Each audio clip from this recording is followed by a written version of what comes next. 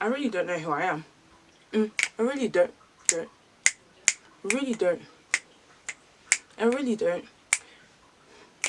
I'm gonna come out of this lockdown not being able to dance anymore.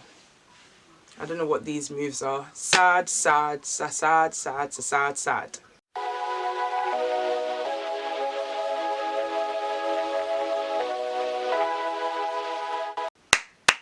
Hi guys, welcome back to another episode of Natasha's Narrative. If you're new to my channel, welcome. I hope that you're enjoying it. Look at the different playlists.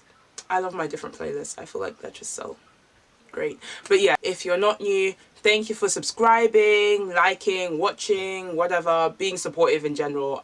I honestly really appreciate it. So today I'm going to be talking about what university I have decided to choose to go to med school and what kind of things that you guys should be looking at when you're making that decision. So as most of you guys know, I finally, after like 5 years, have been accepted into 3 med schools actually. So that was amazing. So I got into Newcastle, Warwick, which is a graduate program, and King's. So I honestly, so the order Warwick? No. The order that I got accepted in was Newcastle, Warwick, Kings. Yes. And I found out in quite close succession of each other. And I had a really difficult time choosing where I wanted to go actually. Because when I got into, originally I thought that I wouldn't choose Newcastle for obvious reasons. That being, not that I don't like Newcastle, I loved it, I had the best time.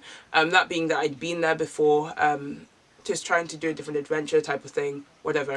But I really have a strong attachment to that place. So for me to be like, no, I'm not going back, I found it quite difficult to even come to that conclusion. And then everyone was, a lot of people were like, you should go to Warwick because, obviously it's a graduate program. So everyone was like, why wouldn't you go there? It's the perfect kind of middle ground because Warwick's not that far from London, which is where I come from. Even though you know what, I don't even have time for what haters are going to say where I live, whatever. So yeah, it's close to London, which is where I come from. So it's not that far. It's a graduate program. I'll be able to live out, blah, blah, blah. Like, again, a lot of pros. And then you have King's, which is an amazing uni as well. Like the rest of the 3, they're all Russell Group, all really good universities. And, I've been to King's a couple of times because one of my best friends goes there and studies dentistry. So I've hung out with her there. I've gone to the KGS, which is King's Gospel Society, which is a really cool society.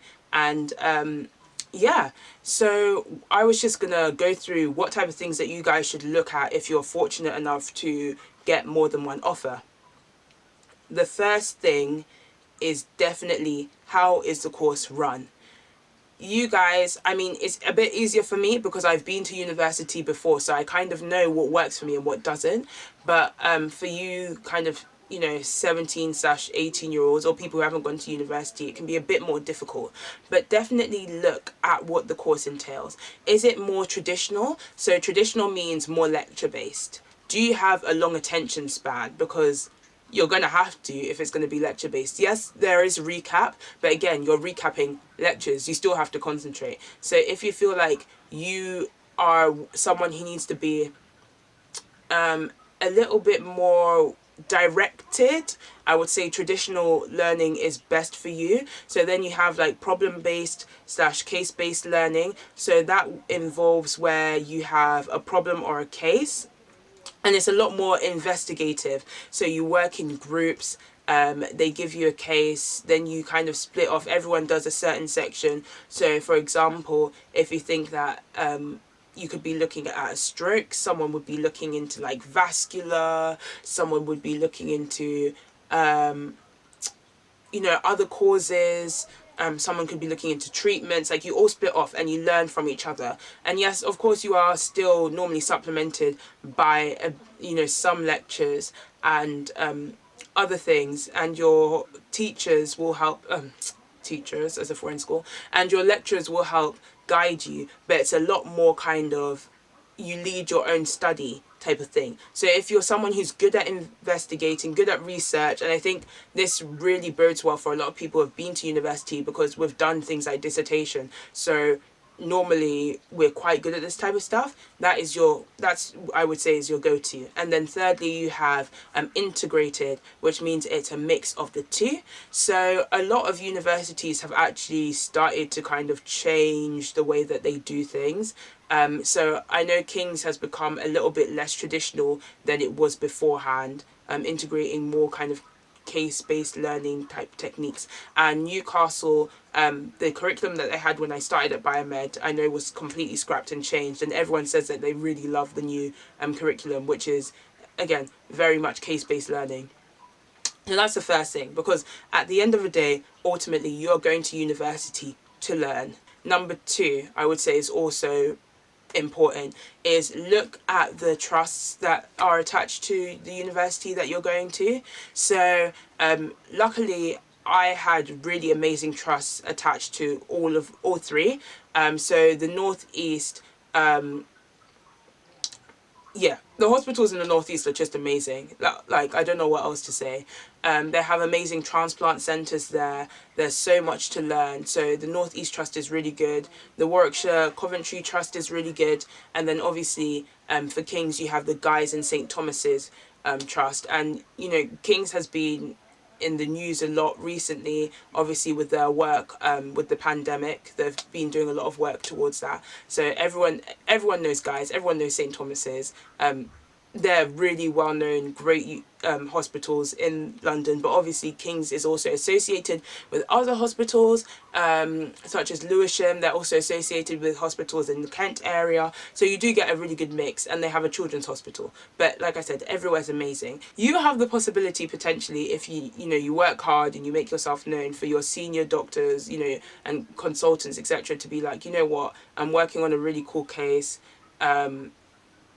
and I would like you to see it, and it might be out of hours. So it's kind of things like that you have to also pay attention to, because there are some cases that are literally just like once in a lifetime type situations. So I think that's another reason why it's really important to kind of look at the hospitals that you're attached to, see if there's anything interesting happening in those hospitals to also help to facilitate your decision. So I would say academically, those are the two most important things. So now if I'm going to start talking about the other aspects. So obviously a huge one here is, am I in or am I out? Am I out or am I in? Like, am I going to move out or not? So for me, I had already an amazing experience living outside of my house, even though I do love my family.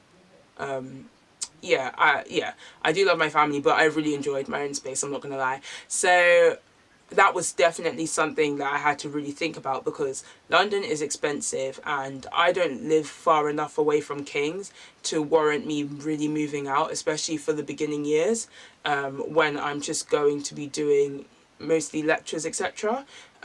So I didn't see the point, whereas I knew that if I attend Warwick and Newcastle, I would have to move out, have my own space back, which is great. And I think if you've had a university experience already, I don't think it matters as much. But if you haven't, I would definitely say, yeah, don't pick a uni close to your area if you can.